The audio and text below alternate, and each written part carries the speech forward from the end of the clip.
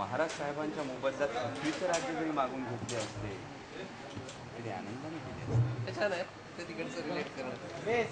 शिवाजी सौदा आहे तहा आहे.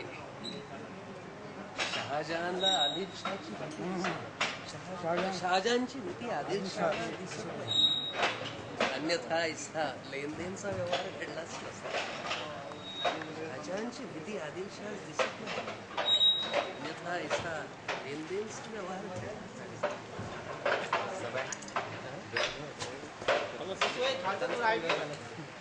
निघलोस आणि त्याने शिवबाराजास नोकरीत दाखल व्हा म्हणून फरमावले. तर